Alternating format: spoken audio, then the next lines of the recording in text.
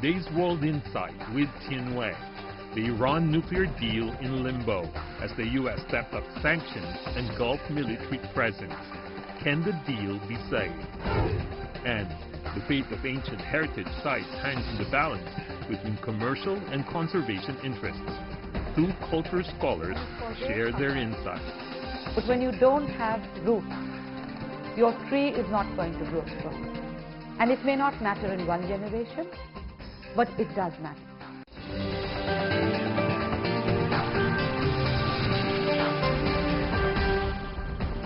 Hello and welcome to World Insight with me, Tianwei. The program is coming to you live on CGTN. We start in Tehran, where Iran made its move 1 year after the U.S. pulled out of the 2015 nuclear deal. On Wednesday, Iran said it would start enriching uranium again unless the remaining signatories of the deal give the country's economy a hand as the U.S.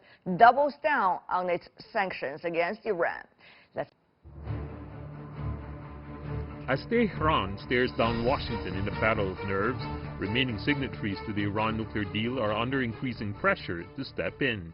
On Wednesday, Iran said it would stop complying with the nuclear deal unless other powers help the country bypass renewed U.S. sanctions in the next 60 days. The Europeans always see America as the sheriff. This kind of thinking does not allow them to make firm decisions for their own national interests. While the other 5 parties to the nuclear deal, also known as JCPOA, have all repeatedly said they wanted to keep the deal, their support is not much help to Iran's struggling economy. Last year, President Trump reimposed sanctions against Iran. Last week, the U.S. canceled sanction waivers to the biggest buyers of Iranian oil, demanding these countries also stop doing business with Iran. And following Iran's announcement on Wednesday, Mr. Trump ordered new sanctions on Iran's steel, aluminum, copper, and iron sectors. Besides economic measures, the U.S. is also flexing its military muscle on Iran by dispatching forces to the Persian Gulf last week. The animosity is reciprocal after the White House designated Iran's elite paramilitary Revolutionary Guard a foreign terrorist organization last month. Iranian lawmakers chanted in parliament, "Death to America." Meanwhile, Iranians are struggling to make ends meet as inflation soars. According to the IMF, brain drain is taking place with more than 150,000 educated Iranians leaving the country every year. Unemployment, too, has skyrocketed to around 30%. Negotiating with the United States is useless. We have talked enough with Europe too, and they should do what they are supposed to before a 60-day deadline. These days it is really impossible for a worker to provide for their family. We are trying to overcome the US despite our situation. The lifting of sanctions got Iran into limiting parts of its nuclear program in 2015. Without reciprocal benefits to the restrictions, Iran may indeed resume uranium enrichment.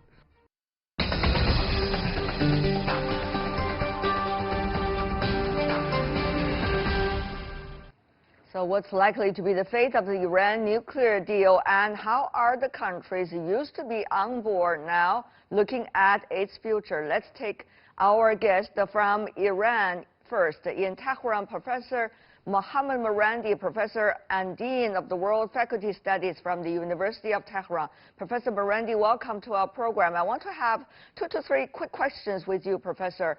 First, Professor, what do you make, together with the government in Iran, of the latest over the weekend military move by the United States, shifting some more forces? USS Abraham Lincoln carried a strike group together with a bomber task force to the Middle East. Is Iran in the danger of a war?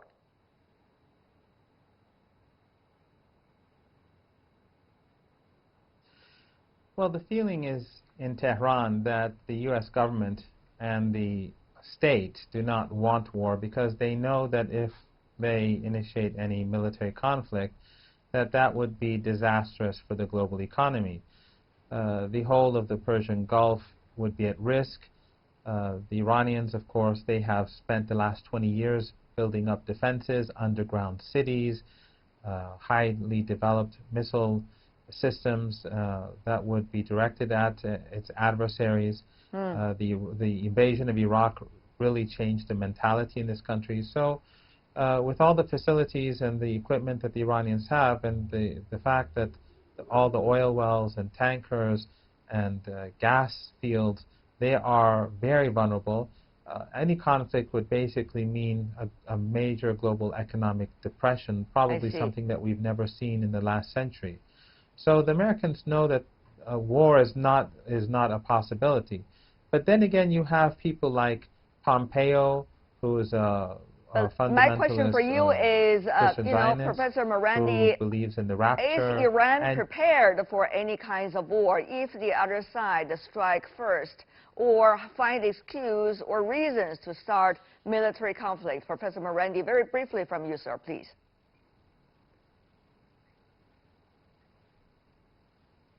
Yes, I think that while the Iranians do not want war, that's why the Iranians signed the nuclear agreement, to show the international community that Iran's not the problem, and that contrary to U.S. accusations that have been going on for many years, that the Iranians are looking for peace and stability in the region.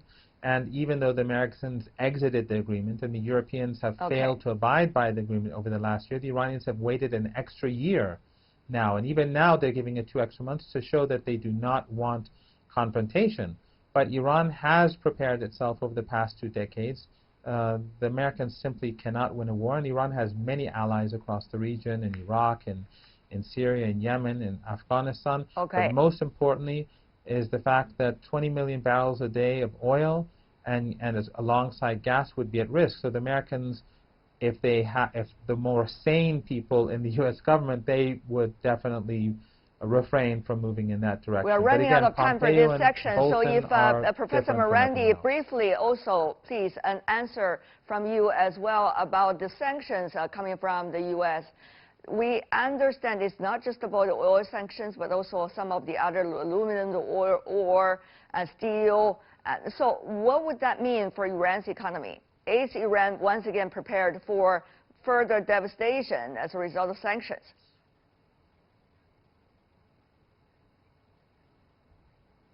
Well, the Iranians have been dealing with sanctions for 4 decades, and the actions of the United States show how brutal the U.S. government is, in that it is targeting ordinary Iranians, just like in Venezuela it targets ordinary people, just like in Libya, in Yemen alongside the Saudis, it's starving ordinary people. The United States, when it wants to get its way, it allows itself to do anything.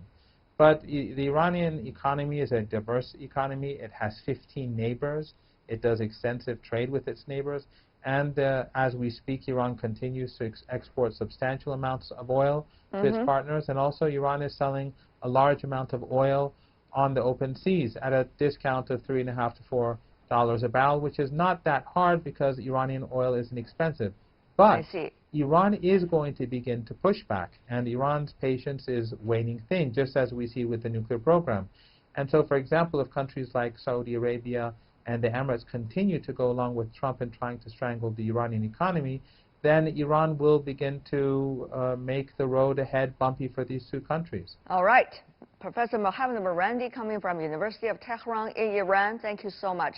Stay with us here. We'll be continuing our discussion about this topic after this break, bringing insiders from different parts of the world on the issue.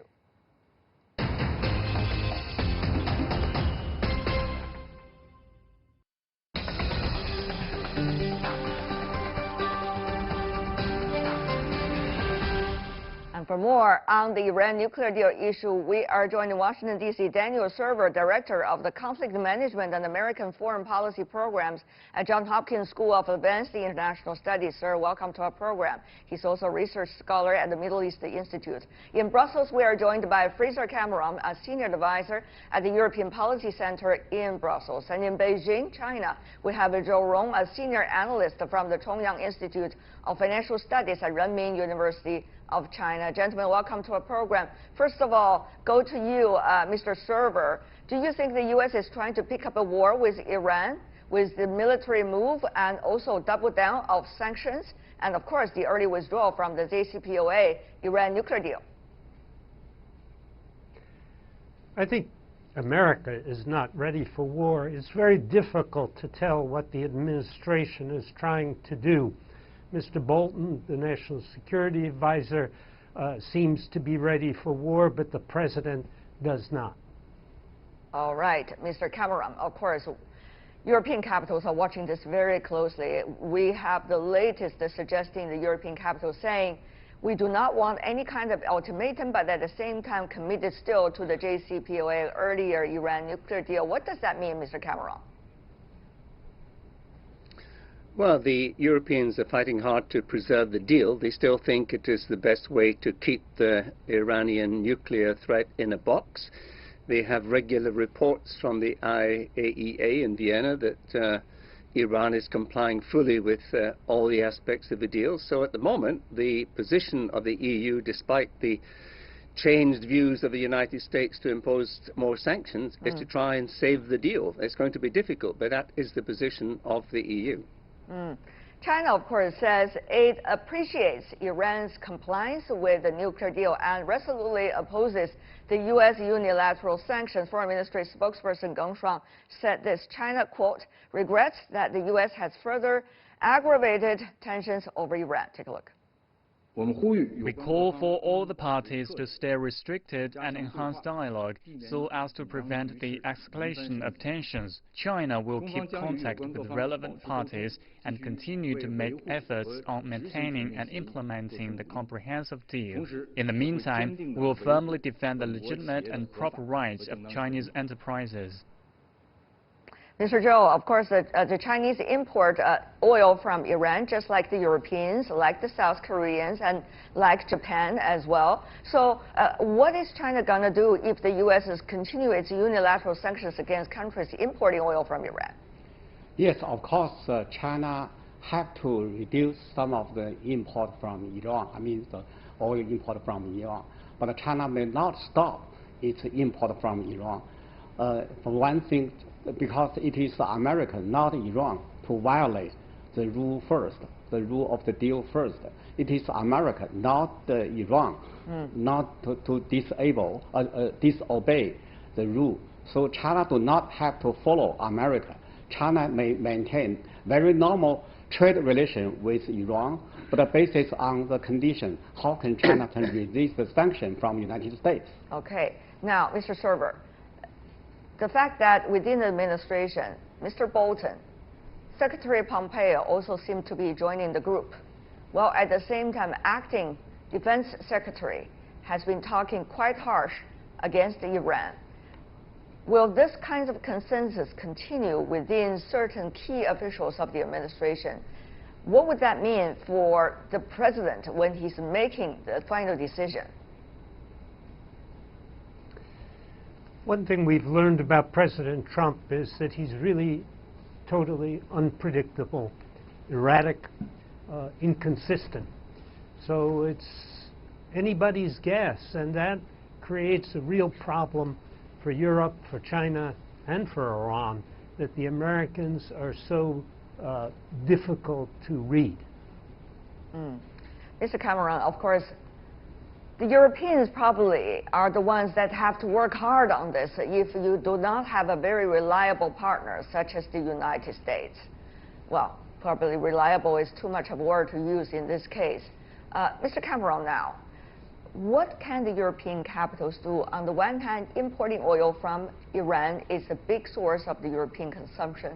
On the other hand, the Europeans want to have a rule-based world, committing to earlier agreement of JCPOA.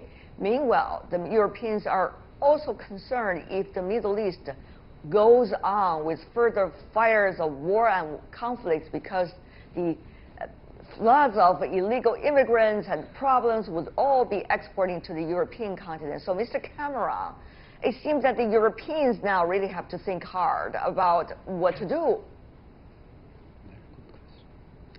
Well, indeed, it's in a very difficult situation for Europe, because the United States' reach in terms of sanctions is very large indeed, because all dollar transactions run through New York. So any company that does deals not only with the United States but elsewhere in the world that uses dollars can be hit by these sanctions. So already you've had all the big European companies like Siemens, Airbus, etc., say we are not going to deal with Iran because our business in the United States is far more important.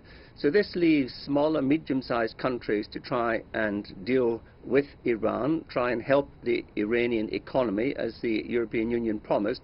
But they're also under threat now from sanctions from the US, and what's left is a very small vehicle to actually engage in some kind of barter payments, essentially for small-scale trading between the EU and Iran. So that is the situation just now. Very, very difficult for Europe. And not to mention, the sanctions now is not just about oil, but also about raw materials, as we mentioned earlier, isn't it, Mr. Cameron? Absolutely, but I mean, the European economy is not dependent at all on Iranian oil or any exports from Iran, but we are trying to ensure that as part of the deal that Iran signed, we promised to help the Iranian economy, and that is now proving quite difficult in the light of the US sanctions. So most European governments totally opposed to what the United States is doing, but of course there are bigger interests at stake here in terms of their own economic relations with the US and also security relations with the US. But Mr. Cameron, as we know, there were already companies being established by the European countries, whereby European companies joining together to deal with Iran as a second source, in a way, indirectly, so that the European companies, particularly big ones, would not be able to be harmed directly by the sanctions. Will those kinds of middle way be able to work? And meanwhile, under what kind of mechanism the European capitals work on the issue of Iran? Will it just be the EU itself, or the EU can work with the other members, remaining members of the JCPOA together, but how?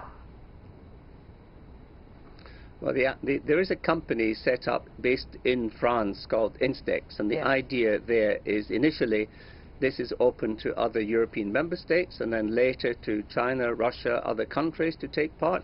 But it's very small beer. It's actually only just got off the ground, and the idea is to have some kind of barter arrangement whereby a company in Italy importing, say, pharmaceuticals but exporting oil or vice versa, they could do that transaction through this company in euros, so the international financial markets are not involved. But it's quite cumbersome, and it's not going to involve any big companies, and I don't think it's going to make a real difference in the short term to the Iranian economy, and that's the problem. And what about the mechanism to work with the other remaining members of the JCPOA? Is there a mechanism? Can there be a mechanism? Yes, a stable one, please. Well, it's just started now. It's a legal company based in France, and it will be open probably in the next couple of months to third countries to take part. But as I say, very small share capital, quite cumbersome to operate, and it's not really going to be a game changer. Mr. Zhou, of course, to you as well, what about China's opinion as to what kind of mechanism can the remaining members of the JCPOA be able to work together? Of course, Mr. Cameron mentioned twice about the company that is about the commercial ties, but what about politically together, as Iran has already decided to enriching the uranium, and the U.S. already 1 year ago decided to withdraw from the overall deal? Shall we just think about one idea that we never think about 5+1? Before that is United States, Britain, France, Germany, China, Russia, plus Iran. Right now we can just have 5+1 without America. If 5 countries stay together, we can make some certain kind of mechanism. I think the deal, Iranian nuclear deal, may maintain to a certain way. And also, SPV as well as Intex maybe the small and only can do some humanitarian aid. But in the future, 5 countries put their head together, we can have more very rational idea. And Iran is a rational country which will not positively launch any kind of attack against America. All right. Mr. Server, we only have 1 minute left. I want to ask your opinion as well. Can the U.S. now, literally, be able to afford more chaos in the Middle East, whether it is directly about Iran or indirectly toward Iran? Mr. Server. I think the Americans want to talk with Iran, and they want to settle this at the negotiating table. Mr. Pompeo and Mr. Trump have been talking about talking with Iran for months now. The Iranians don't like the conditions that the Americans are imposing, and that's quite understandable. But I do believe that there is an opening in the next couple of weeks to begin to defuse the current crisis. What do you mean by the next couple of weeks? You have to explain a little bit, right? Very briefly, sir. Well, if it goes on more than a couple of weeks, you've got the carrier battle group in the Gulf. You've got tensions ratcheting up again. I think it becomes much more difficult if the current crisis continues to get back to the negotiating table. All right, but Daniel I do think Server. both in Tehran and in Daniel Server, David Fraser Cameron, and also Joe Rome, thank you so much for being with us, the 3W. You're watching War Inside with me, Tian Wei. Still to come on our program.